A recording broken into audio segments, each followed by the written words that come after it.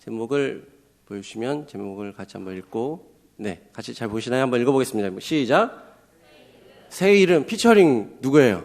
쓰리고라는 사람이 아니고요. 세 가지 챕터입니다. 새 이름이라는 주제로 함께 요한복음 말씀 나누길 원합니다. 제가 지난주까지 1대1로 신방했던 인원들을 한번 이렇게 살펴봤더니 한 3, 4명 정도가 넘어가고 있더라고요. 지금 현재로. 중보고를 따지면, 중복해서 만난 지체들을 따지면 100명은 이미 훌쩍 넘었습니다. 그러나 그럼에도 불구하고 아직도 제가 만나지 못한 지체들이 아직도 좀 있어요. 그래서 혹시 이 중에서 저 아직 1대1로 못 만났다. 저를 1대1로 못 만났다. 그냥 살짝만 들어주셔도. 네, 감사합니다. 이분들 끝나고 지금 이렇게 제가 누군지는 잘 안 보이는데 끝나고 저한테 와서 같이 좀 날짜를 잡고 가주시면 좋을 것 같아요. 신방을 하다 보면 여러분들과 많은 이야기를 나눕니다. 연령대와 성별과 또 직장과 여러 가지 그 이슈들로 다양한 이야기를 나누는데요. 특별히 이제 좀 20대 후반에서 30대로 넘어가는 청년들은 결혼 이야기를 좀 이렇게 자연스럽게 할 때가 있어요. 여러분, 결혼을 하게 되면 지금까지와 살아왔던 내 인생과는 완전히 다른 나의 인생을 보게 되는 게 바로 결혼입니다. 왜냐하면 이름표가 벌써 거기서 바뀌기 때문이에요. 최인호라는 이 그냥 개인으로 살아왔던 제가 결혼을 하는 순간 남편이 됩니다. 자매들은 또 부인이 되겠죠. 남편과 부인이라는 이름표가 벌써 거기서 시작이 되고 또 아빠 엄마가 되는 그런 과정을 통해서 지금까지 몰랐던 내 모습을 보게 되는 게 바로 결혼인 것 같습니다. 여러분, 이렇게 새롭게 발견하게 되는 자신의 모습에 대해서 김창옥 교수라고 혹시 아시는지 모르겠어요. 되게 유명한 강사분이시고 재밌는 분이신데 이분이 라디오에서 인터뷰하는 게 굉장히 좀 인사이트가 좋아서 여러분들께 잠깐 영상 소개해드리고 말씀 이어가도록 하겠습니다. 누군가 그랬거든요. 결혼이 힘든 여러 가지 이유 중 하나가 있는데 결혼은 내가 보고 싶어 하지 않는 나를 보게 한다. 그래서 내가 결혼을 안 했으면 내가 보고 싶지 않는 나를 평생 안 보고 죽을 수도 있는 것 같거든요. 그러니까 아이를 낳지 않았으면 나에게 이런 면이 있어? 그런 것 같아요. 그러니까 홀로 서지 못하면 더불어가 정말 어려운 것 같아요. 그럼 나와의 소통은 어떻게 해야 됩니까? 근데 그 나와의 소통이 근데 또 역설적으로 네. 나와의 소통을 확인할 수 있는 것은 네. 외부와의 관계로서인 것 같아요. 그게 참 역설적인 것 같아요. 그러니까 나 혼자로서 그게 그냥 드러나는 게 아니라 그게 연애도 해보고 직장 생활도 하고 사업도 하고 동료하고 파트너로 일도 해봐야 이게 나하고 사이가 안 좋으니까 파트너하고 이런 일이 벌어지네. 그러니까 참 그게 떨어질래야 떨어질 수 없는 것 같아요. 그러네요. 근데 저는 요즘에 그냥 제 스스로에게 드는 생각은 포기만 하지 마라. 착한 사람들이 포기한다. 실망하고. 그러니까 실망해도 괜찮고 실패해도 괜찮으니 포기하지 말고 계속 해봐라. 네, 여기까지요. 감사합니다. 여러분, 방금 이 김창옥 교수가 얘기한 그 내용의 포커스를 잘 들으셨나요? 결혼을 하게 되면 몰랐던 자신의 모습을 발견하게 된다라고 말했잖아요. 그래서 결혼을 안 한다라면 정말 실제로 몰랐던 자기 모습을 평생 모르고 살 수도 있습니다. 여러분, 결혼도 마찬가지고요. 학교, 직장, 교회, 공동체도 마찬가지예요. 아까 이야기 중에 나왔던 멘트 중에 역설적이게도 스스로와의 관계, 내가 어떤 사람인지를 알려고 한다라면 스스로 그걸 찾을 수가 없고 역설적이게도 다른 사람을 통해서 내가 어떤 사람인지를 발견하게 된다는 것입니다. 여러분, 우리가 공동체 생활을 하다 보면 교회에서 특별히 이제 좀 친한 사이가 많이 생기다 보면 그런 사이들 속에서 상처를 받거나 즐거움을 얻거나 여러 가지 이슈들이 생기잖아요. 그런 것들이 내가 다른 사람을 통한 나의 모습을 발견하는 과정이라고 할 수 있습니다. 혼자 있을 때 몰랐던 나의 모습을 외부의 관계를 통해서 발견하게 되는 것이죠. 여러분, 오늘은 2학기를 시작하는 첫날입니다. 그래서 1학기 셀을 얼마 만나지 못했죠. 우리가 1, 2월 달에 잠깐 한 달 정도 만났나요? 그 정도밖에 못 만났던 것 같아요. 근데 한 달이라고 해봤자 우리가 주일날만 만나기 때문에 끽해야 한 5-6번 정도 만났을까요? 근데 그때 이후로 만나고 나서 이미 시간이 너무 훌쩍 지나버렸단 말이죠.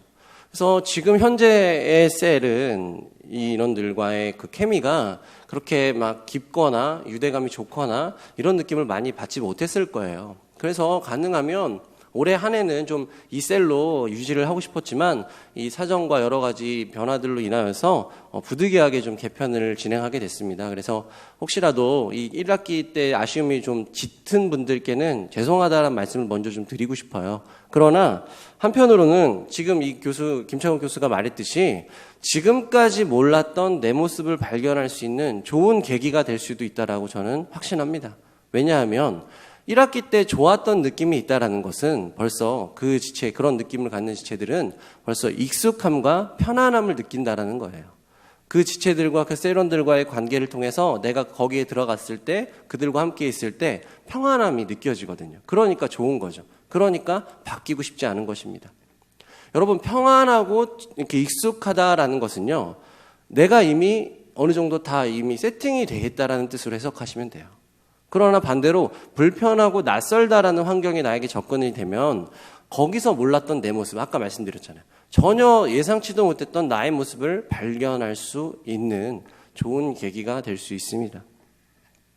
다른 사람과의 관계뿐만 아니라 나와의 관계, 그리고 더 중요한 나와 하나님과의 관계도 새로운 이 환경을 통해서 우리가 짚어볼 수 있을 거예요. 오늘 함께 본 이 요한복음의 본문은요, 이런 비슷한 상황입니다.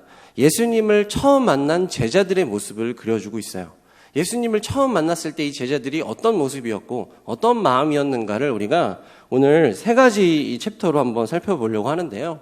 이 세 가지 모습을 찾게 된 뒤에 오늘의 제목이었죠. 새로운 이름을 우리가 얻을 수 있게 되리라 확신합니다. 우리 함께 그러면 첫 번째 챕터로 한번 들어가 볼까요? 첫 번째는 3고 중에 하나, 뭐예요? 보고입니다. 보고. 요한복음 1장 35절부터 37절의 말씀, 오늘 본문의 말씀 같이 한번 읽어볼게요. 시작. 또 이튿날 요한이 자기 제자 중 2사람과 함께 섰다가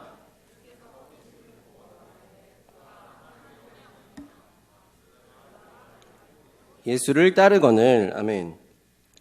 요한복음에서는 2명의 요한이 등장합니다. 첫 번째 또 이튿날 요한이라고 하는 요한은 세례 요한이에요. 뭐 광야에 외치는 자의 소리가 있어 가로되 그 세례 요한. 그리고 뒤에 나오는 2사람, 제자 중 2사람이 나왔다라고 하는데 바로 이 2사람 중에 한 사람이 이 요한복음의 저자인 사도 요한입니다. 그래서 세례 요한이 있고 사도 요한이 있다라는 걸 개념을 잡고 시작하시면 될 것 같아요. 자, 스승인 세례 요한이 이 사도 요한에게 명령하고 있는 거예요. 뭐라고 명령하냐면 가서 보라라고 명령하고 있습니다. 영어 성경으로 이 구절을 보면 Look, the Lamb of God이라고 표현을 하고 있습니다. 우리 왜 영어로 된 외국 드라마나 미드나 아니면 영화들 보면은 look at there 막 이렇게 look 하면서 이렇게 룩을 강조하는 그런 장면이 아마 떠오르시면 좋을 것 같아요. 참고가 될 것 같습니다. 제가 이제 애들을 키우잖아요. 애들 3명을 키우는데 특별히 이제 현이, 정이, 그 큰 놈, 작은 놈은 7살, 5살이라서 지금 막 에너지가 막 날라다닙니다. 지금 막 천방지축이에요. 그래서 항상 밖을 나가면 막 자기들끼리 막 동네를 다 뒤지고 다니는데 가다가 애들이 막 신나게 동네를 뒤지다가 갑자기 쪼그려 앉을 때가 있습니다. 그리고 나서는 그 쪼그려 앉는 행동이 나오면 반드시 이 대사가 나와요. 아빠, 빨리 와서 보세요. 빨리 일로 와봐요. 이런 대사가 나옵니다. 빨리 와봐봐요. 막 이렇게 말도 안 되는 말을 하는데, 자, 그럼 제가 가서 봅니다. 가서 뭔데 가서 보면은 대부분 한 10에 9은 뭐냐면 개미예요.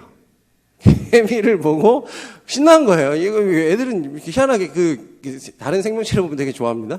개미나 아무튼 다른 곤충들 작은 것들 보면 되게 좋아하고요. 심지어 때론 이상하게 녹은 아이스크림도 되게 좋아하는 아주 이해할 수 없는 그런 친구들이에요. 아무튼 이 아들들이 항상 여기 좀 봐봐요 라고 할 때가 있는데요. 이 봐봐요 전에 가로 열고 어떤 단어가 숨어 있냐면 여기로 와서라는 단어가 숨어 있습니다. 가로 열고 여기로 와서 가로 닫고, 이거는 생략된 말, 그러니까 와봐요 할 때 이 단어가 숨어 있다라는 것이죠. 여러분, 제가 아들들에게 가서 개미가 됐든 아이스크림이 됐든 뭐가 됐든 가서 보려면 제가 어떻게 해야 돼요? 가야 합니다. 가는 게 1번이에요. 가는 게 1번이고 가서 보는 게 2번입니다. 행동의 이 모션이 그려지시죠? 여러분, 보려면 가야 합니다. 35절, 지금 이 세례 요한이 사도 요한에게 명령한 보라라고 명령한 이 문맥에는 가서 보라라는 말이 숨어 있다라는 것이죠. 사랑하는 프라우스 여러분, 우리는 예배를 드릴 때 어떻게 드려요? 집중해서 드립니다. 그죠? 말씀을 적기도 하고요. 이렇게 정말 끄덕거리면서 동의를 표하기도 하고요. 아멘이라고 같이 동의하기도 합니다. 정말 집중하려고 노력하고, 때때로 우리 청년들이 갑자기 중간에 일어나서 이렇게 뒤로 걸어 나갈 때가 있어요. 그러면 제가 처음엔 그거 보고 놀랐는데, 화장실이 급한가 아니면 무슨 급한 일이 있나 놀랐는데, 그게 아니라 뒤에 가서 서 있습니다. 졸지 않으려고. 발버둥을 치는 거죠. 얼마나 아름다운 모습인지. 여러분, 왜 그렇게까지 해요? 말씀에 집중하고 싶은 거예요. 예배에 참여자로서, 예배를 하나님께 드리고 싶은 성도로서 집중하고 싶은 것이죠. 마음을 다해서. 정말 아름다운 자세입니다. 그럼 여기서 질문이 나오는 거예요. 왜 집중을 해야 되냐? 왜 말씀을 잘 들어야 되냐? 왜 그렇게까지 뒤에 나가면서까지 그렇게까지 해야 되냐라는 질문이 꼭 들어가야 합니다. 왜 그래야 되는 거예요? 여러분, 왜 말씀을 지금 이렇게 제가 저 같은 사람이 뭐라고 이렇게 저의 말씀에 집중해 주시는 거예요? 제가 아까 김창욱 교수처럼 굉장히 유명한 사람이기 때문입니까? 제가 엄청난 논리와 엄청난 어떤 그런 지혜를 가지고 있는 사람이기 때문이에요? 아니 제가 앞자리로 와달라고 한 것도 저한테 잘 보여서 저랑 좀 친해지자 이런 뜻입니까? 다 아니에요. 다 틀렸습니다. 앞자리로 와서 앉아주세요. 말씀에 집중해 주세요. 경청해 주세요 라고 하는 모든 메시지에는 딱 하나의 이유밖에 없어요. 그 이유가 뭐예요?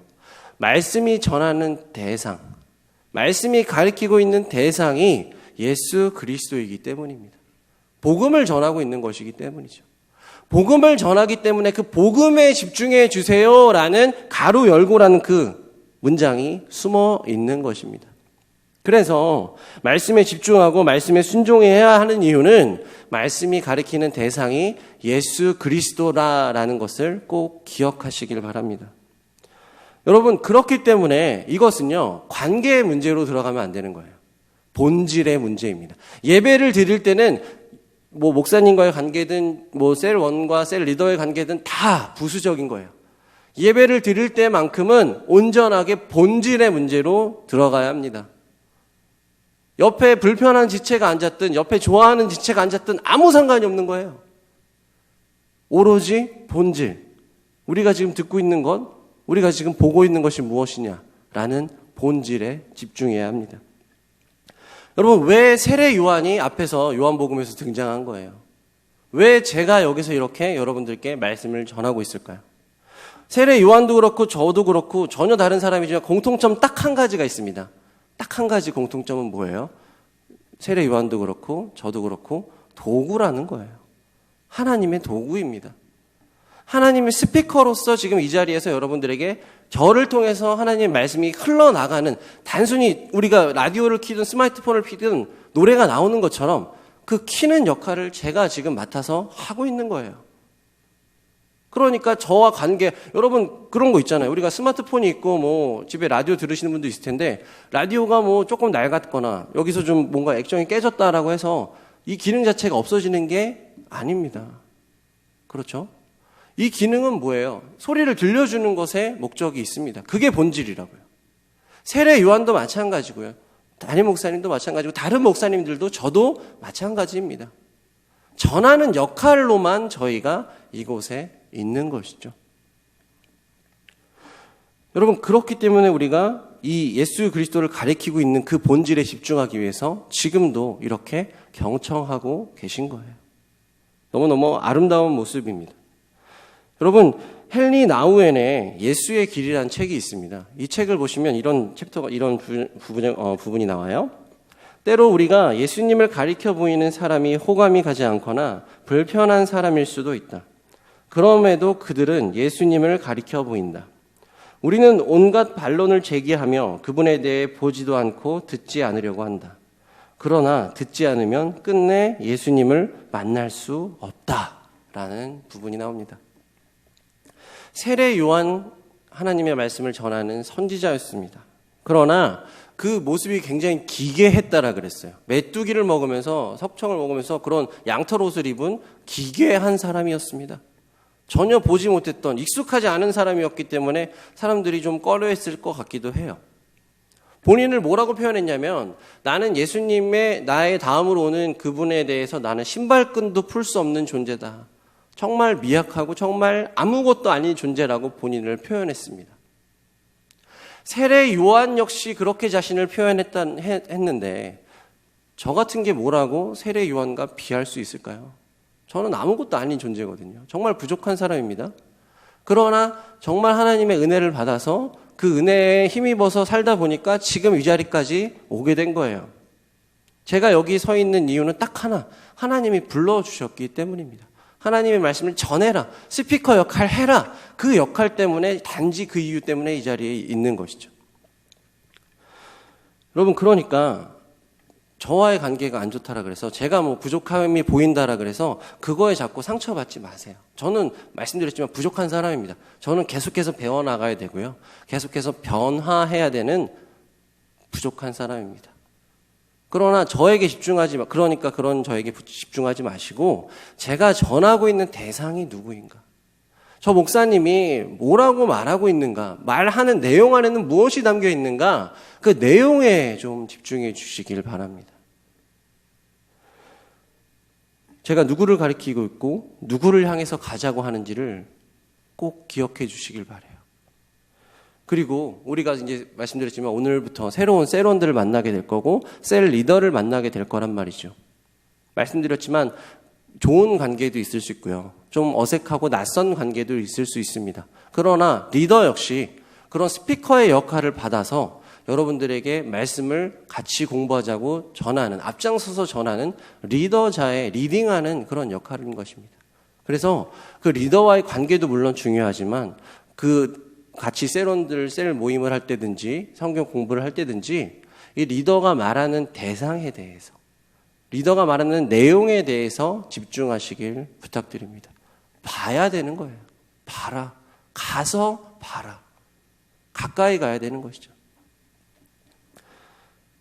새로운 2학기를 맞이하는 오늘 우리에게는 반드시 예수 그리스도를 가서 보는 자세가 첫 번째로 필요한 것입니다.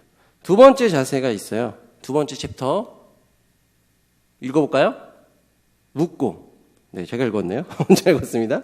우리 한번 그러면 다음 말씀 1장 38절의 말씀 같이 한번 읽어보겠습니다. 예수께서 시작.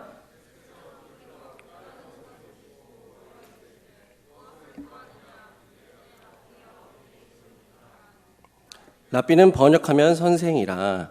랍비라는 말이 성경 곳곳에서 가끔 등장해요. 특별히 신약 성경에서 랍비라고 등장하는데 신약 성경은 헬라어로 되어 있습니다. 구약 성경은 히브리어로 되어 있는데 구약에서 선생을 가리키는 말이 라비라는 말이 있어요.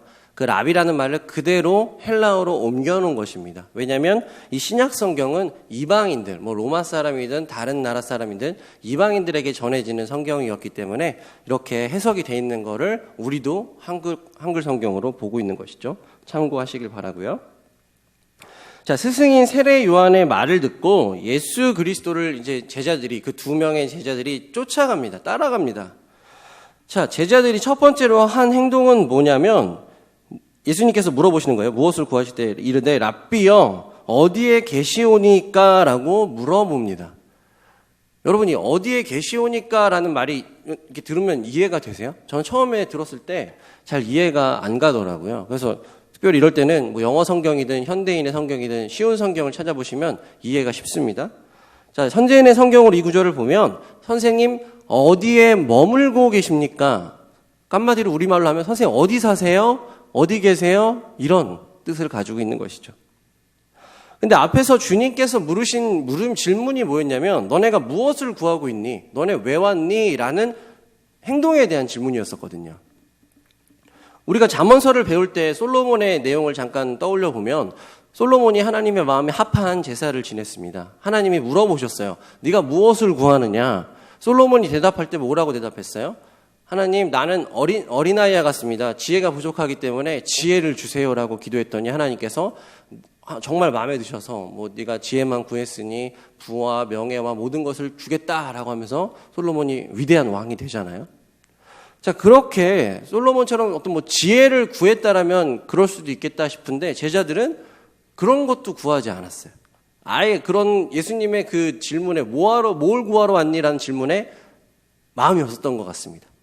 이 제자들의 마음, 심중에는 딱 한 가지밖에 없었어요. 주님, 어디 사세요? 어디에 머물고 계세요? 라는 그 마음 하나밖에 없었다라는 것이죠. 이 구절이 우리에게 던져주는 시사점이 무엇일까요? 여러분, 우리가 이제 처음으로 뭐 오늘도 이제 새로운 사람을 만나게 될 수도 있잖아요. 아는 사람들도 있겠지만 새로운 사람을 만납니다. 뭐 소개팅이 됐든 뭐 특별히 새로운 아예 모르는 사람을 만났을 때 이름을 물어보고 뭐 나이, 직업 이런 것들을 물어보면서 그 뒤에 물어보는 또 질문이 있죠. 어디 사세요?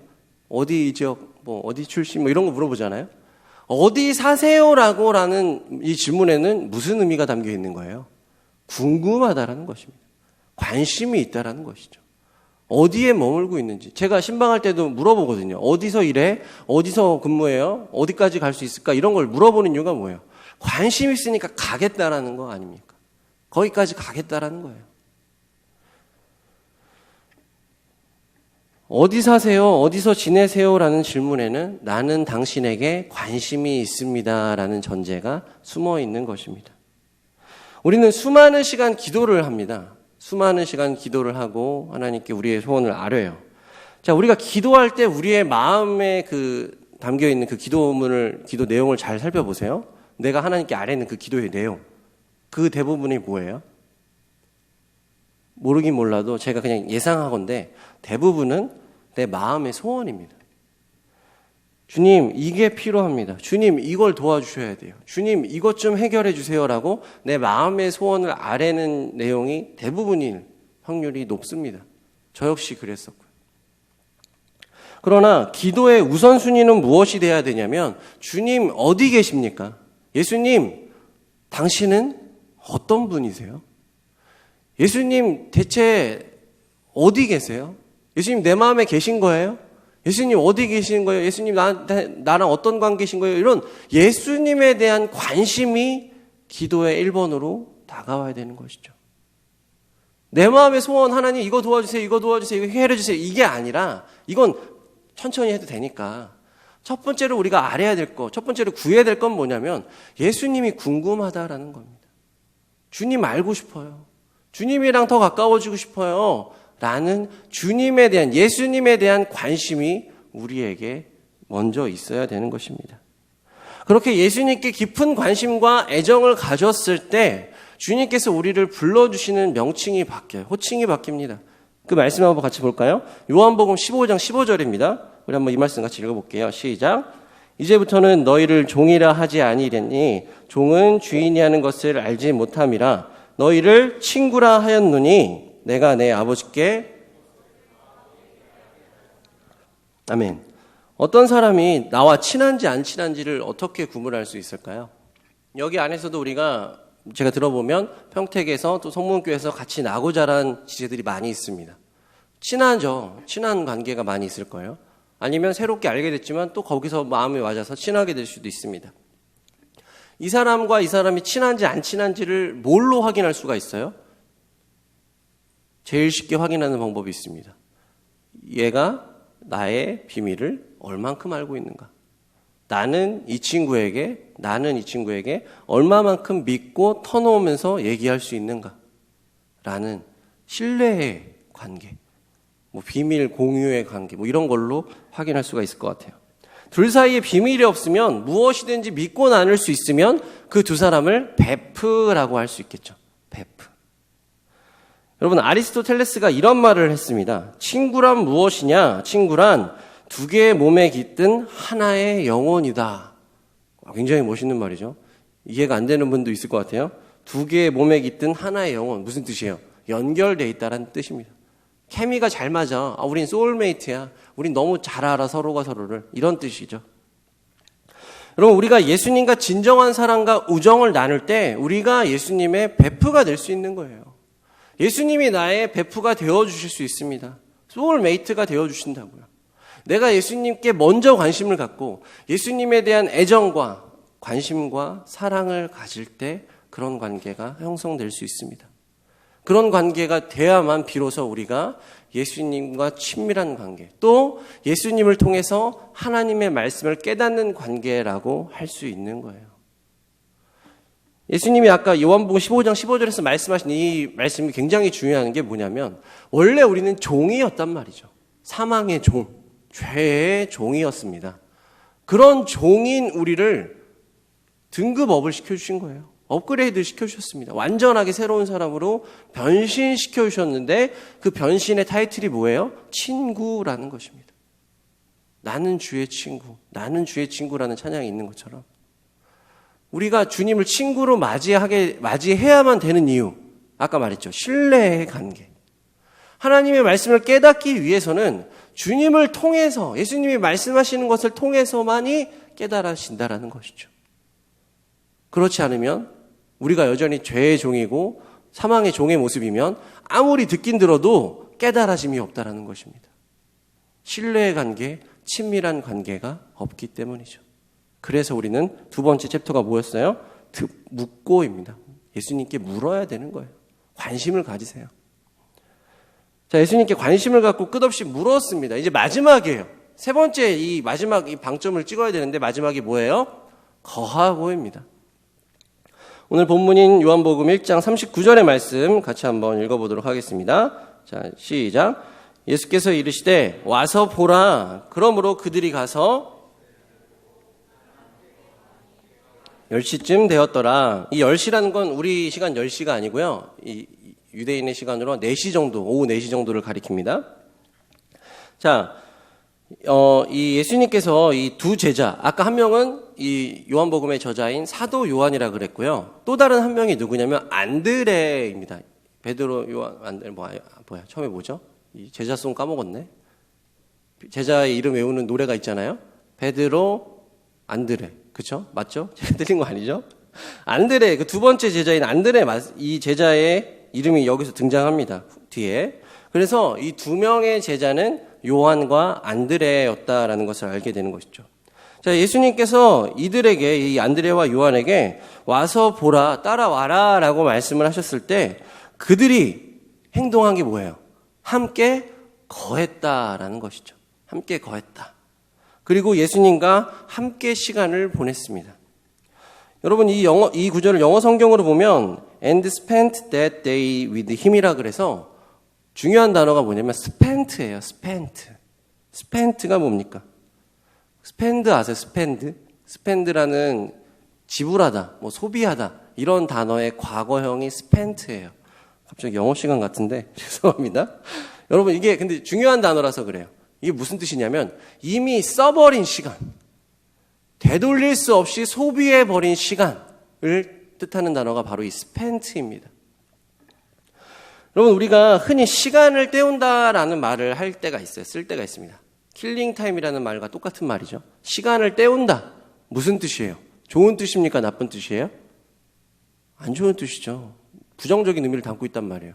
왜 시간을 낭비하니? 왜 시간을 버리니? 라는 말과 똑같은 말이 시간을 때운다 라는 말과 같습니다.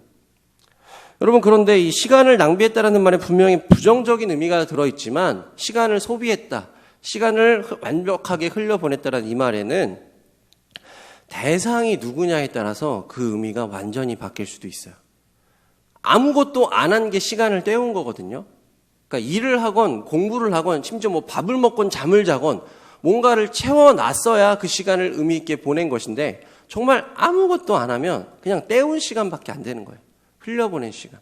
그러나 대상이 누구냐에 따라서 그 때운 시간인데도 불구하고 의미 있는 시간으로 바뀔 수 있습니다. 이것을 확신할 수 있는 가장 쉬운 예가 뭐냐면 연애할 때예요. 연애할 때. 여기서 연애 뭐 초반 되신 분들도 있을 거고 뭐 1년, 2년 지나신 분들도 계실 거예요. 안 하신 분들도 계실 거고. 자, 아무튼 한번 시뮬레이션을 해보자는 거예요. 자, 제 얘기를 잠깐 드릴게요. 죄송해요. 제 얘기를 해서. 저와 와이프는 대학교에서 CC로 만났습니다. 저도 성악 전공이었고 와이프는 성악 전공이었는데 저희는 이제 선후배였어요. 4살 터울입니다. 그래서 군대를 갔다 왔더니 학년이 딱 맞아가지고 이렇게 좀 친하게 지내다가 연애를 시작하게 됐어요. 자, 저는 집이 서울 강북 쪽이었고요. 와이프는 성남 쪽이었습니다. 강북은 이쪽에 있고요. 성남은 이 밑에 있습니다. 굉장히 지하철로 가도 뭐 1시간 정도 거리예요.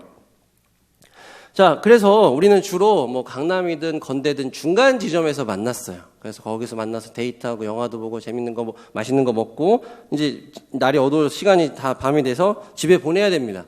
근데 연애 초반에는 그렇게 헤어지기가 싫은 거예요. 그래서 지하철을 타고 이제 데려다 줍니다. 어디까지 데려다 줘요. 그럼 지하철을 이제 서로 딱 거기서 내려주고 이제 와이프는 성남 쪽으로 가고 저는 다시 집 쪽으로 올라가야 되는데 거기서 이제 막 이게 나름의 이렇게 사랑의 실랑이가 벌어지는 거죠. 아, 내가 다시 데려다 줄게 이러면서 다시 왔던 길을 둘이서 똑같이 지하철 타고 올라갑니다. 자, 갔어요. 가서 이제 내려줍니다. 그래서 이제 다시 와이프 이제 보내야 되고 해야 되는데 또 남자가 어떻게 그 먼 길을 또 이렇게 혼자 가라고 그래요. 그러니까 아, 내가 또 데려다 줄게. 그러면서 또 이렇게 같이 지하철 타고 내려가는 거죠. 이걸 보고 남들은 뭐라고 할 수 있냐면 헛짓거리라고 네 글자로 단정 지을 수 있습니다. 시간 때우기죠. 헛짓거리 하는 거예요. 이게 뭐 하는 짓입니까? 왔다 갔다 뭐 거리가 차라리 뭐 가까이 갔으면 모르겠어요. 그것도 아니야. 진짜 왔다 갔다. 가운데서 제로섬 게임 하는 것처럼. 그런데 남들이 볼 때는 그렇게 헛짓거리 뭐 시간 때우기인지 모르겠지만 사랑하는 두 사람에게는 정말 좋은 시간, 재미있는 시간, 의미 있는 시간이었다라고 확신할 수 있는 것이죠. 행복한 시간이었어. 아, 너무 좋았어, 즐거웠어 라고 얘기할 수 있을 만큼 아무것도 하지 않았음에도 불구하고 그런 시간으로 확신할 수 있습니다. 사랑하는 프라우스 여러분, 진짜로 사랑하면 헤어지기 싫은 거예요.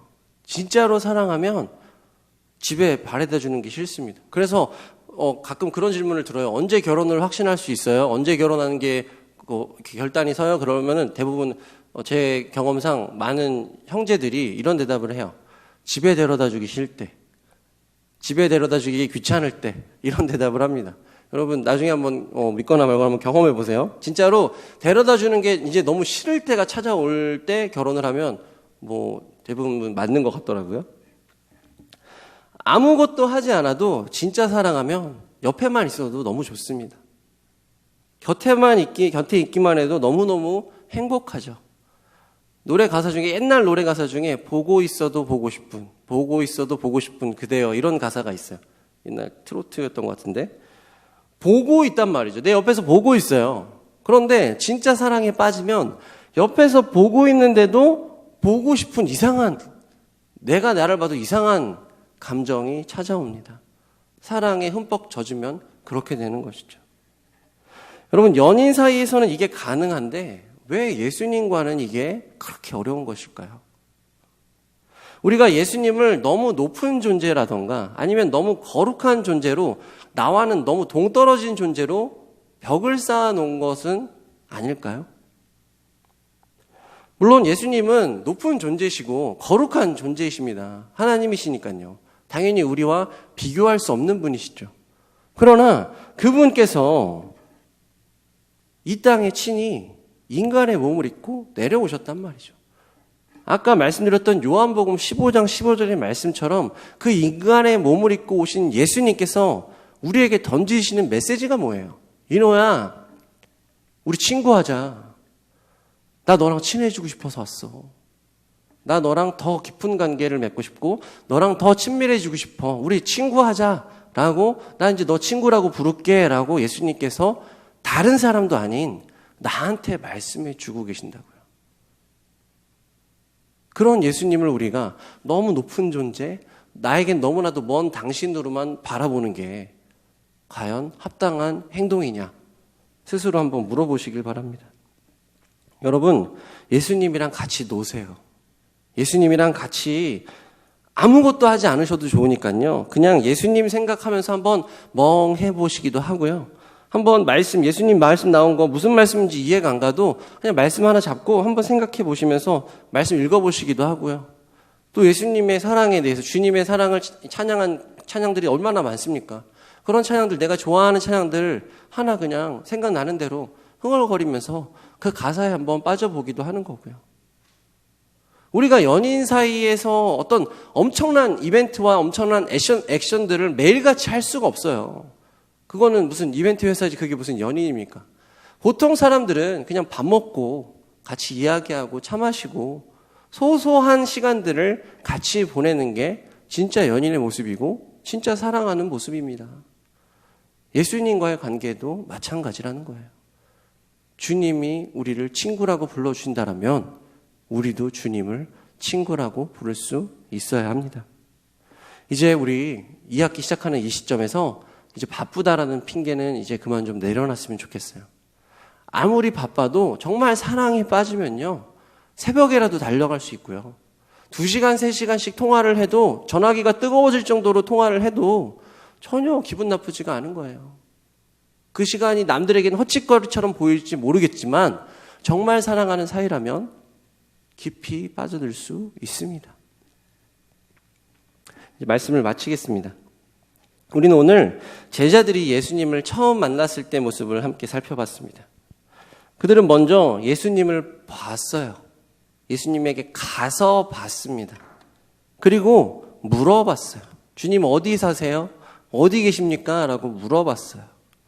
그리고 마지막으로 예수님과 함께 거했습니다. 그리고 그런 그들의 행동을 통해서 그런 시간을 보냈을 때 어떤 결과가 나타났느냐, 이 결과를 나누면서 오늘 말씀을 마치겠습니다. 요한복음 1장 42절의 말씀, 데리고 예수께 한번 읽어볼까요? 시작. 데리고 예수께로 오니 예수께서 보시고 이르시되 하리라 하시니라. 개반은 번역하면 베드로라. 아멘. 여러분, 이게 굉장히 은혜되는 말씀이에요. 예수님을 진정으로 따르게 되었을 때, 보고 묻고 거하게 되었을 때 시몬은 베드로가 되었습니다. 사도 바울, 우리가 너무 잘 알고 있는 이 사도 바울의 이름은 사울이었단 말이죠. 사울의 이름을 더 이상 사울이라 부르지 않고 너를 바울이라 부르겠다라고 하면서 이름을 바꿔주셨어요. 믿음의 조상인 아브라함이 있습니다. 아브라함의 원래 이름은 아브람이었어요. 그런데 그가 본토 친척 아비 집을 떠나서 하나님을 전적으로 신뢰했을 때 그의 이름이 믿음의 조상인 아브라함이 되었습니다. 베드로와 바울과 아브라함의 공통점은 뭐예요? 이름이 바뀌었다라는 것이죠.